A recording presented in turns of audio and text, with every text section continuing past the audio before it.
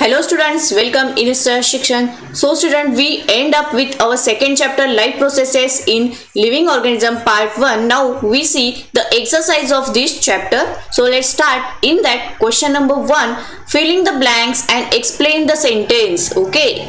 So the question A, after complete oxidation, a glucose molecule, number of ATP molecules are formed. The answer is 38 number of molecules, ATP molecules are formed. Then question B, at the end of glycolysis, molecules are obtained. The answer is at the end of glycolysis, pyruvate molecules are obtained. Question C, genetic recombination occurs in phase of prophase of meiosis II.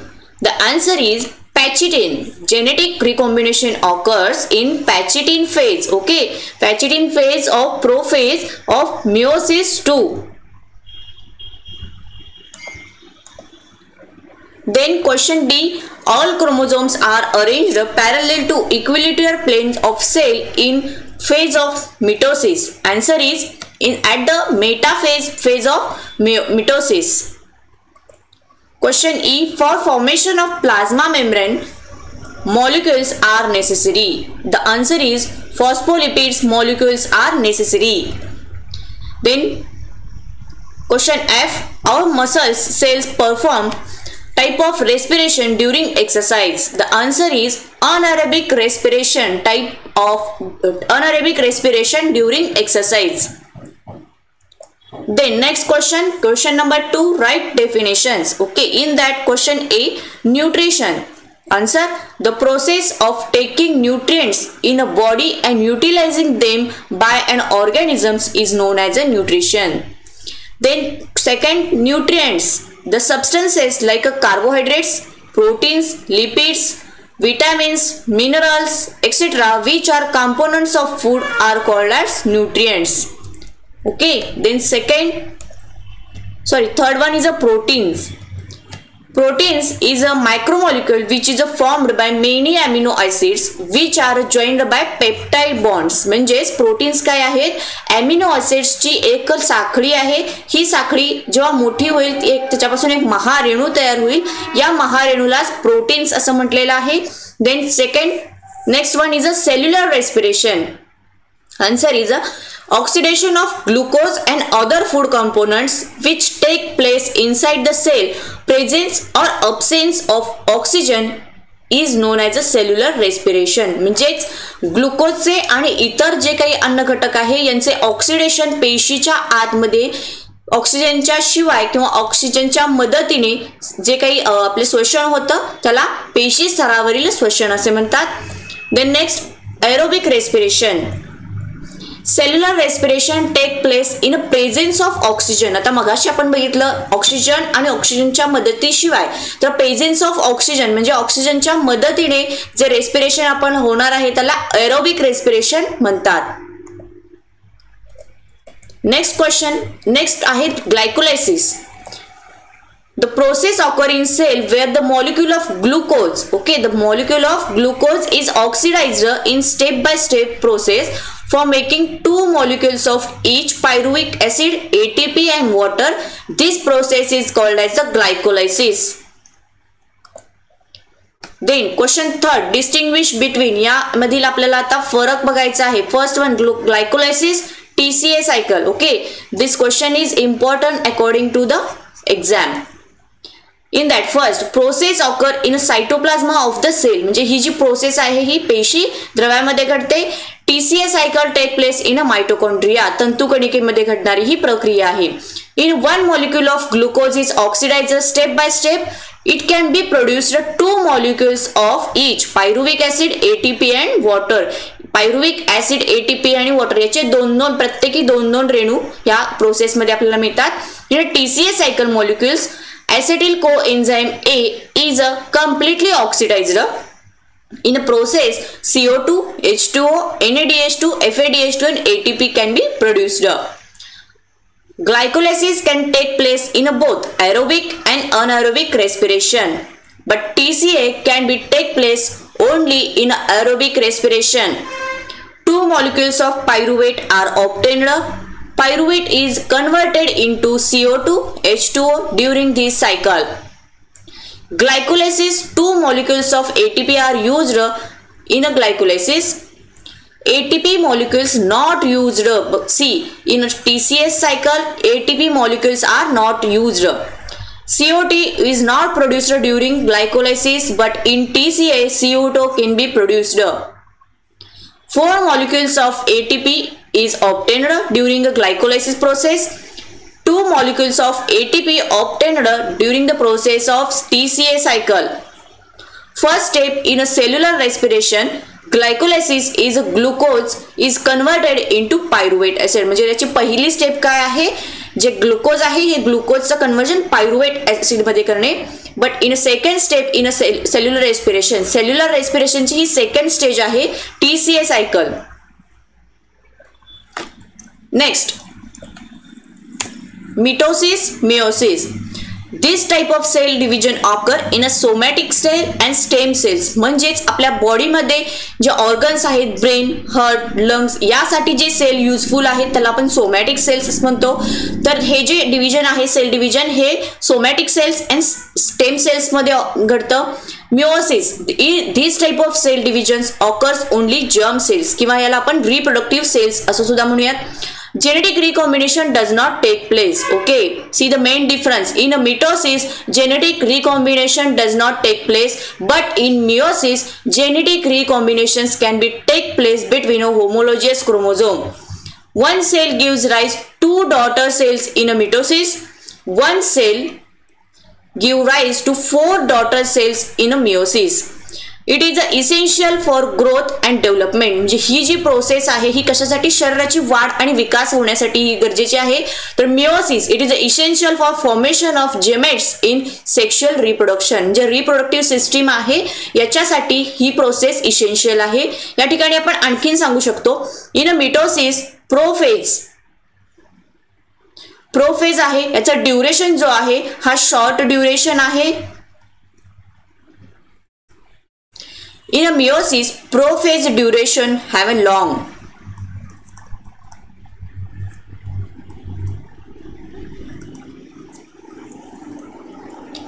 ठीक है. Next, aerobic respiration, anaerobic respiration. Oxygen is required in this respiration. See, in aerobic respiration, oxygen is a must. Anaerobic respiration, oxygen is not required in anaerobic respiration. Aerobic respiration take place in a nucleus as well as cytoplasma. दोन्ही ठिकाणी हे respiration घडतं, but anaerobic respiration occur only in a cytoplasma. At the end of aerobic respiration, CO2 and H2O is formed. At the end of anaerobic respiration, due to C2H5OH are formed. Energy obtained in this process, means in aerobic respiration, is in a large amount, but energy obtained in anaerobic respiration is in a less amount. Glycolysis is completely oxidized in aerobic respiration, means glucose जे आहे हे ग्लुकोजचं completely oxidize केलं जातं aerobic respiration मध्ये, but in anaerobic respiration मध्ये ग्लुकोजचं completely oxidization होत नाही, त्यामुळेच आपल्याला कमी ऊर्जा मिळते. 38 molecules of ATP are formed. Only 2 molecules of ATPs can be formed during the anaerobic respiration. So this is the distinguish between aerobic respiration, anaerobic respiration. Then question number 4 gives scientific reason. In that question A, oxygen is necessary for complete oxidation of glucose. Scientific reason. Answer, 1 glucose is completely oxidized in aerobic cellular respiration. It produces 38 ATP molecules in a cellular respiration. 3 processes take place, one after one or step by step. These 3 processes are glycolysis, Krebs cycle and ETC reaction. In the absence of oxygen, only glycolysis can occur, but 2 reactions will not take place. If glycolysis occurs in absence of oxygen, it produces alcohol by anaerobic glycolysis. only 2 molecules of ATP produced. This results less energy supplied to the body. Therefore, oxygen is necessary for complete oxidation of glucose. म्हणजेच anaerobic respiration मध्ये ग्लुकोजचे anaerobic मध्ये काय तर ऑक्सिजनचा वापर करायचा नाही, तर अशा वेळेला ग्लुकोज आहे याचं ऑक्सिडेशन पूर्णपणे होत नाही, त्यामुळे त्याच्यापासून जी एनर्जी मिळते ही एनर्जी आपल्याला लेस अमाउंट मध्ये मिळते. म्हणूनच तो जे काही आपल्या लेस आपल्या अमाउंट मध्ये आपल्याला एनर्जी मिळते त्याच्यापासून आपल्या बॉडीला कमी सप्लाय होतो. म्हणूनच oxygen it is a necessary for complete oxidation of glucose. Then question B, fibre are one of the important nutrients. म्हणजेच फायबर तंतुमय पदार्थ जे आहेत हे तुमच्या शरीरासाठी एक इम्पॉर्टंट अन्न घटक आहे. तो तुम्ही पचवू ते तुम्ही खाल्ल्यानंतर त्याचा यूज काय आहे तर तुम्ही जे अन्न पचवत आहात किंवा तुमचे जे डायजेस्ट होत आहे याच्यासाठी मदत करण्यासाठी या फायबर्सचा यूज होतो. So the answer in that point 1, fiber cannot be digested by human, they are essential nutrients. परंतु ते एक essential nutrients आहे. Fiber are important as they promote movement of material through the digestive system and thus it is a digestion of foodstuff. म्हणजे जे आपल्याला नको आहे ते बाहेर काढण्यासाठी शिवाय आपण जे खाल्लेलं आहे ते पचनासाठी या फायबर्सचा यूज होतो. They also helps in ejection of undigested substances from the body. Example of these fibers, vegetable, fruits, cereals are the sources of essential nutrients like a fiber.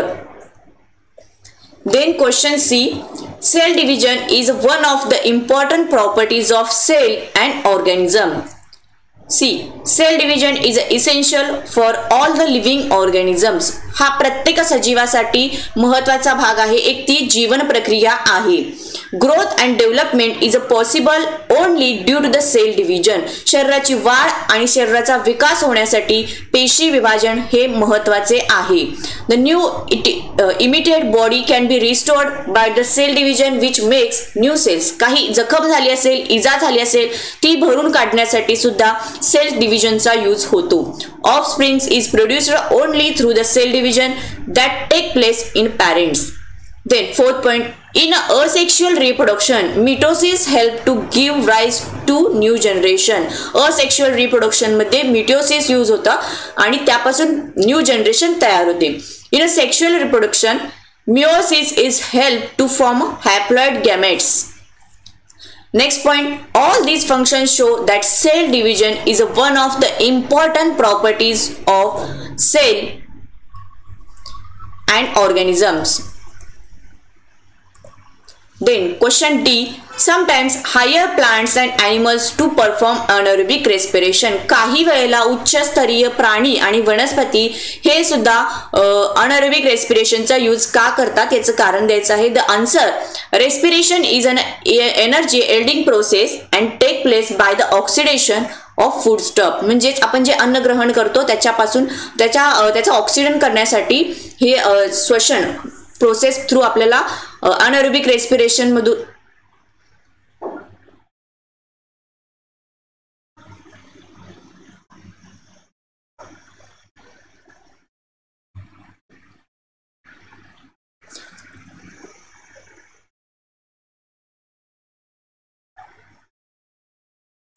Respiration is an energy yielding process and take place by the oxidation of food stuff. म्हणजे श्वसन ही एक त्यामध्ये anaerobic respiration, aerobic respiration असे दोन types आहेत.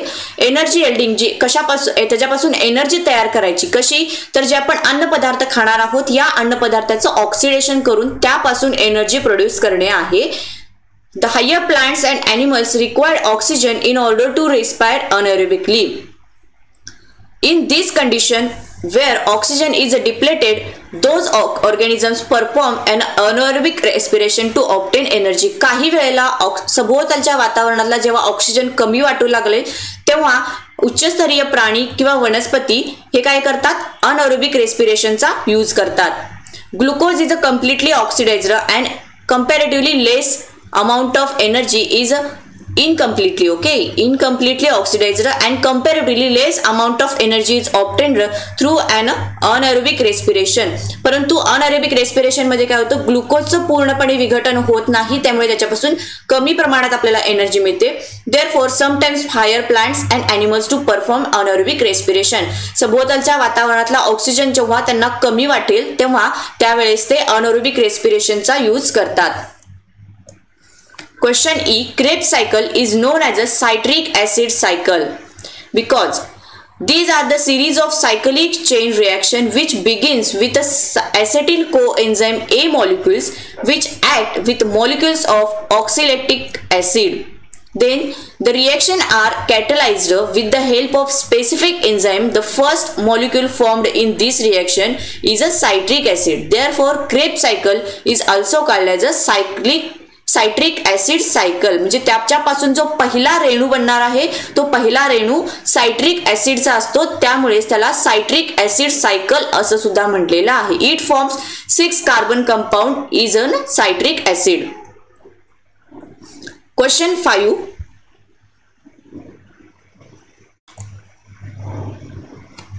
Answer the detail. Explain the glycolysis process.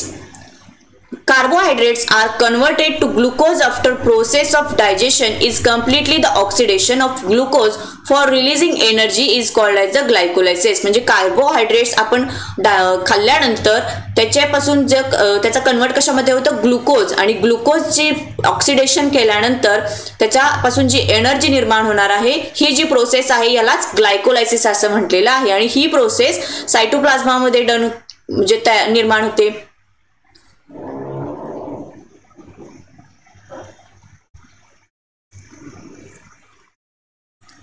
He G process आहे ही सायटोप्लाझ्मामध्ये घडते. Glycolysis occurs in presence of oxygen without oxygen. म्हणजे ऑक्सिजनच्या मदतीने आणि ऑक्सिजनच्या मदतीशिवाय glycolysis take place in aerobic respiration. In anaerobic respiration there is a stepwise oxidation of glucose molecule. They can be produced 2 molecules of pyruvic acid, ATP, NADH2 and water. Then pyruvic acid is converted into the molecule of acetyl coenzyme A along with the 2 molecules of NADH2 and 2 molecules of CO2. पहिल्यांदा काय होतं, ग्लुकोजचं conversion या सगळ्यांमध्ये होतं आणि त्याच्यानंतर या pyruvic ऍसिडचं conversion ऍसेटिल कोएन्झाइम मध्ये होतं. या सर्व प्रक्रिया घडत असताना आपल्याला ATP, NADH2, water, NADH2 and CO2 या सगळ्याचे रेणू मिळतात. During the aerobic respiration along with the glycolysis anaerobic there is a fermentation. This is a incomplete oxidation of glucose and result is a less energy. Anaerobic respiration मध्ये glucose च्या पुढे fermentation होतं आणि या ठिकाणी त्याचं जे ऑक्सिडेशन आहे हे इनकम्प्लीट होऊन त्याच्यापासून आपल्याला कमी प्रमाणात एनर्जी मिळते. The process of glycolysis is also called as a EMP pathway. कारण 3 जे शास्त्रज्ञ आहेत या 3 शास्त्रज्ञांच्या आडनावातला एक पहिलं अक्षर उचललेलं आहे EMP आणि त्याच्यावरून त्याचं EMP pathway असं नाव दिलेलं आहे. Question B. With the help of suitable diagrams explain the mitosis in detail. This is an important question. Mitosis. There are the 2 types, chirokinesis, cytokinesis. Chirokinesis means division of nuclear division and cytokinesis means cytoplasmic division. In that first chirokinesis there are 4 phases. One is a prophase. In this phase, during the prophase, condensation of chromosomes start, then thin and thread-like chromosomes start thickening. They are seen with their pair of sister chromates in an animal cell. The centrioles are seen to duplicate and move to the opposite pole of cell. Nuclear membrane and nucleus disappear. पहिल्या phase मध्ये काय होतं, जे chromosomes कसे विस्कटलेले होते त्याचे काय होतात, कंडेन्स व्हायला सुरू होतात. त्याच्याबरोबर ते त्यांचे सिस्टर क्रोमाइट्स म्हणजे त्याचे डुप्लिकेट तयार करतात. त्याचबरोबर सेंट्रोइड जे आहे तो सुद्धा आपला डुप्लिकेट तयार करतो आणि अपोजिट पोलला जाऊन ते पोहोचतात. न्यूक्लिअर मेम्ब्रेन आहे हा आणि न्यूक्लियस आहे हा हळूहळू डिसअपियर व्हायला सुरू होतो. ही झाली आपली फर्स्ट फेज, प्रोफेज. सेकंड आहे ती आहे मेटाफेज. मेटाफेज मध्ये काय होतं, chromosomes completely complete their condensation and syn with its sister chromides. म्हणजे सेकंड फेज मध्ये काय होतं, त्यांचं जे कंडेन्सेशन सुरू होतं ते कंप्लीट होतं आणि त्यांच्या सिस्टर क्रोमाइड्स बरोबर ते अगदी क्लिअरली दिसू लागतात. The chromosomes are seen equality plane of the cell. ते कशा प्रकारे अरेंज होतात तर त्याचा इक्विलिटर प्लेन आहे, या इक्विलिटर प्लेन्सली ती त्या अरेंजमेंट होतात. Spindle fibers are formed from polar region where centroids are present and they are attached themselves with the centromere of each chromosomes. Centroids आपले जे अपोजिट डायरेक्शनला गेलेले आहेत त्याच्यापासून आणि जे क्रोमोझोम्स आहेत या क्रोमोझोम्सचा मधला सेंट्रोमियर म्हणजे गुणसूत्र बिंदू जो आहे याच्या मधून स्पिंडल फायबर्स तयार होतात. न्यूक्लियर मेम्ब्रेन कम्प्लिटली डिसअपियर आणि जो न्यूक्लियर मेम्ब्रेन मगाच्या फेज मध्ये काय होता हळूहळू नाहीसा होत होता, या ठिकाणी तो कम्प्लिटली डिसअपियर झालेला आहे. ही झाली आपली मेटाफेज. थर्ड आहे ती आहे एनाफेज. एनाफेज मध्ये काय होतं, the centromere of the chromosomes divide forming a daughter chromosomes. या ठिकाणी ही आपल्याला एनाफेज दिसत आहे, इथे हे आपले सेंट्रॉइड्स आहेत. तर या ठिकाणी हा जो आपला सेंट्रोमियर्स होता या सेंट्रोमियर्स पासून क्रोमोझोम्स वेगवेगळ्या दिशेला खेचले गेलेले आहेत, त्यामुळे त्यांच्यापासून दोन वेगवेगळे असे डॉटर्स क्रोमोझोम्स निर्माण झालेले आहेत. Spindle fibre pull apart the chromosomes from equatorial region. हे एक समांतर रेषेमध्ये आले होते. समांतर रेषेमध्ये आल्यानंतर या सेंट्रोमियर्स आणि स्पिंडल फायबर्सच्या मदतीने ते एकमेकांपासून अपोजिट डायरेक्शनला खेचले गेलेले आहेत. Chromosomes move to the polar appear like a bunch of bananas. आता ते आपल्याला दिसताना कसे दिसत आहेत, केळीच्या एखाद्या घडाप्रमाणे दिसत आहेत.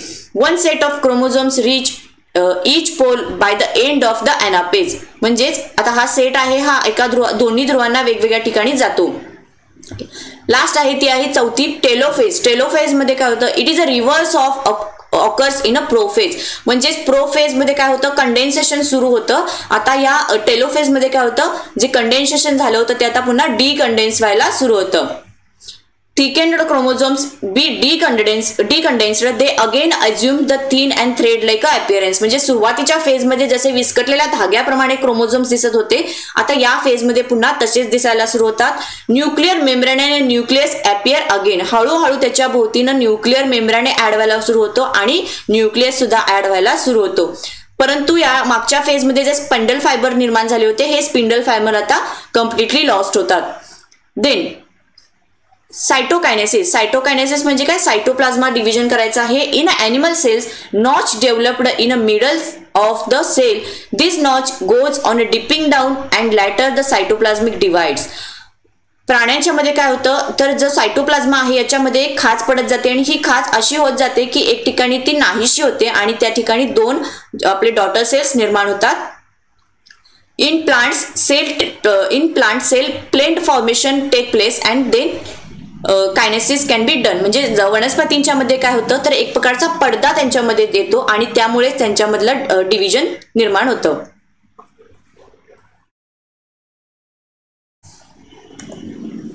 Question C, explain the 5 stages of prophase of meiosis.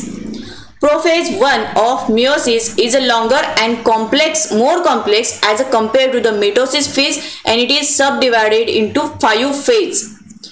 First one is a leptotin stage. Compacting of chromosomes occur and chromosomes become more visible. म्हणजे पहिली स्टेज काय आहे, जे क्रोमोझोम्स सगळे धाग्यांसारखे विस्कटलेले होते ते सर्व एकमेकाला कंडेन्स व्हायला सुरू होतात and chromosomes become more visible. म्हणजे ते व्यवस्थित एका शेप मध्ये आपल्याला अरेंज झालेले दिसतात. झायगोटिन स्टेज, त्याच्यामध्ये काय होतं, pairing of homologous chromosomes occur. म्हणजे होमोलॉजियस गुणसूत्रांची एकमेकांच्या जोड्या निर्माण होतात.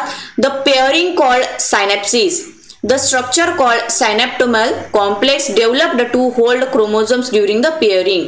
देन थर्ड प्रोसेस आहे ती आहे पॅचेटिन स्टेज. या स्टेज मध्ये काय होतं, रिकॉम्बिनेशन और crossing over that exchanging of genetic material take place between non sister chromatids of chromosomes. म्हणजेच या स्टेज मध्ये काय होतं तर जेनेटिक रिकॉम्बिनेशन किंवा जे नॉन सिस्टर क्रोमाइड्स आहेत यांच्यामधले जेनेटिक मटेरियल जे आहे ते एक्सचेंजिंग होतं. Then diplotene stage. Diplotene stage मध्ये होतं cytonymal complex dissolve and homologous chromosomes, the bivalent separates from each other except at the side of crossover. म्हणजेच आता या ठिकाणी आपल्याला डिप्लोटिन प्रोसेस दिसत आहे. हळूहळू बघा या ठिकाणी हा जो न्यूक्लियर मेम्ब्रेन आहे हा सुद्धा डिसअपियर व्हायला सुरू झालेला आहे. देन डायकिनेसिस मध्ये काय होतं, termination of chiasma, the spindle fiber originate and the crossover homologous chromosomes are now separated, the nucleus disappear and nuclear envelope breakdown. Nucleus आता या प्रोसेस मध्ये न्यूक्लियर मेम्ब्रेन जो आहे या प्रोसेस मध्ये पूर्णपणे डिसअपियर झालेला दिसत आहे. So this is a 5 stage of prophase 1 of meiosis. Then question D, how all the life processes contribute to the growth and development of body. In that, point 1, various life processes like nutrition, digestion, respiration, extraction, circulation and control and coordinations are essential for the growth and development of body. आपल्या शरीरामध्ये ज्या काही सर्व process systems आहेत, digestive system, respiration, excretion, circulation system, या सगळ्यासाठी आपल्या शरीराची वाढ आणि विकास होण्यासाठी या ज्या प्रोसेस आहेत त्या महत्त्वाच्या आहेत. Essential nutrients like carbohydrates, proteins, fats are obtained through digestion of food and are transported to the various cells by the body through blood circulation. त्यानंतर जे काही आपले अन्न घटक आपण खातो त्यामध्ये कार्बोहायड्रेट्स, प्रोटीन्स, फॅट्स हे जे आहेत हे सुद्धा यांचं डायजेशन झाल्यानंतर त्याच्यापासून आपल्याला ऊर्जा मिळणार आहे. ही जी ऊर्जा आहे ही पेशी थ्रू किंवा रक्ता थ्रू आपण सर्व शरीरातले जे अवयव आहेत त्यांच्याकडे पोहोचवतो. Oxygen enter the blood and transfer to the various part of body where it is used for cellular respiration. ही झाली आपली cellular respiration ची process. By oxidation of food to generate energy for life process. Then metabolic waste generated is removed from the body by the process of exertion. म्हणजे ही झाली उत्सर्जन संस्था. All the various life processes along with the movement and locomotions are controlled and coordinated by nervous system. या nervous system मध्ये आपल्या शरीरातल्या ज्या काही सर्व movements आहेत किंवा ज्या काही हालचाली आहेत या सर्व या nervous system through control केला जातात. This keeps the organisms alive and helps in the growth and development of body. Then this is the last question. E. Explain the Krebs cycle with reaction. In that, answer, Krebs cycle was proposed by Sir Hans Krebs. या शास्त्रज्ञांनी याच्या Krebs सायकलचा शोध लावलेला आहे. So the cycle named it, म्हणजे त्यांच्यानंतर या सायकलचं नाव क्रेब्स सायकल असं दिलेलं आहे. It is also called as a tri carboxylic acid cycle और citric acid cycle. Citric acid cycle का, कारण ही जी सायकल आहे या सायकल मधले पहिला जो रेणू तयार होतो तो सायट्रिक ऍसिडचा रेणू तयार होतो, त्यामुळे याला सायट्रिक ऍसिड सायकल असं म्हटलेलं आहे. The acetyl coenzyme A molecules enter mitochondria located in the cytoplasm. Glycolysis मध्ये जो ऍसिटिल कोएन्झाइम हा मॉलिक्यूल तयार झालेला होता हा क्रेब्स सायकल मध्ये तंतू कणिकेमध्ये भाग घेतो आणि त्या ठिकाणी ही रिएक्शन पार पडते. They participated in the chemical reaction taking place in the Krebs cycle. In the cyclic chemical reaction, acetyl coenzyme is completely oxidized. आता ऍसिटिल कोएन्झाइम हा या रिएक्शन मध्ये केमिकल रिएक्शन मध्ये भाग घेतो, त्यामधला ऍसिटिल जो आहे याचं पूर्णपणे ऑक्सिडेशन होतं. It releases molecule of CO2, H2O, NADH2, FADH2 and ATP after complete oxidation. तर त्याच्या ही जी प्रोसेस पूर्ण झाली त्याच्यानंतर आपल्याला हे याचे सर्वांचे रेणू मिळतात. कोणते? CO2, H2O, NADH2, FADH2 and ATP. This is a diagram of tricarboxylic cyclic acid.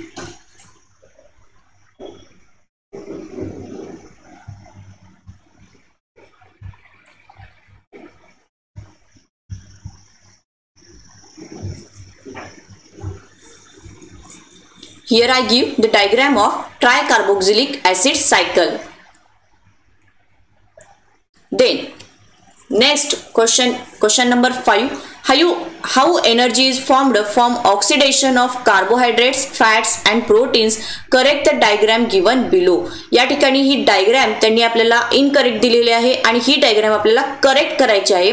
त्याच्या बरोबर कार्बोहायड्रेट्स, फॅट्स आणि प्रोटीन्स पासून आपल्याला एनर्जी कशी प्रोड्यूस होते, त्याच्या ठिकाणी कसं त्यांचं ऑक्सिडेशन होतं हे सांगायचं आहे. आता या डायग्राम थ्रूच आपण ते बघूयात. लिपिड्स, कार्बोहायड्रेट्स आणि प्रोटीन्स हे आपले काय झाले, अन्न घटक आहेत. कार्बोहायड्रेट्स आपण कन्झ्युम केल्यानंतर त्याचं कशामध्ये रूपांतर होतं, ग्लायकोलायसिस. ओके, ह्या ग्लायकोलायसिसचं पुन्हा रूपांतर कशामध्ये होतं, पायरुव्हिक ऍसिड. त्याच्यानंतर पायरुव्हिक ऍसिडचं रूपांतर हे ऍसेटिल को एन्झाईम मध्ये होतं. क्रेब्स सायकल मध्ये गेल्यानंतर या ऍसेटिलचं पूर्णपणे ऑक्सिडेशन होऊन आपल्याला NADH2, FADH2 याच्या पुढे ETC रिएक्शन असते. ठीक आहे, ही सायकल झाल्यानंतर आपल्याला ATP चे मॉलिक्युल्स CO2, H2O आणि आपल्याला एनर्जी मिळते. त्याचबरोबर लिपिड्स आणि प्रोटीन्स. लिपिड्सच्या बाबतीत काय होतं, लिपिड्सचं रूपांतर फॅटी ऍसिड्स मध्ये म्हणजे मेदाम्लांच्या मध्ये होतं. त्याचे रूपांतर ऍसेटिल को एन्झाईम मधला ऍसेटिलचं जे काही ऑक्सिडेशन आहे पूर्णपणे या क्रेब्स सायकल मध्ये होतं. याच्यापासून NADH2, FADH2, CO2, H2O जे काही क्रिएट होतात हे पुन्हा ETC रिएक्शन मध्ये भाग घेतात आणि ETC रिएक्शन नंतर आपल्याला CO2, H2O आणि एनर्जी मिळते. त्याचबरोबर प्रोटीन्सच्या बाबतीत सुद्धा प्रोटीन्सचं कन्व्हर्जन अॅमिनो ऍसिड मध्ये होतं आणि ह्या अॅमिनो ऍसिडचं कन्व्हर्जन अगेन ऍसेटिल को एन्झाईम मध्ये होतं. या ऍसेटिल को एन्झाईम मधल्या ऍसिटिलचं क्रेब्स सायकल मध्ये गेल्यानंतर ऍसेटिलचं पूर्णपणे ऑक्सिडेशन होतं. त्याच्यामधून पासून सुद्धा आपल्याला NADH2, FADH2 असे रेणू मिळतात. या रेणूंच्या ही जी रिएक्शन आहे ही रिएक्शन कंप्लीट झाल्यानंतर लास्टली आपल्याला कार्बन डायऑक्साईड, पाणी आणि एनर्जी इतके मॉलिक्युल्स आपल्याला मिळतात. So this is a process that how energy is formed from oxidation of carbohydrates, fats and protein. Thank you.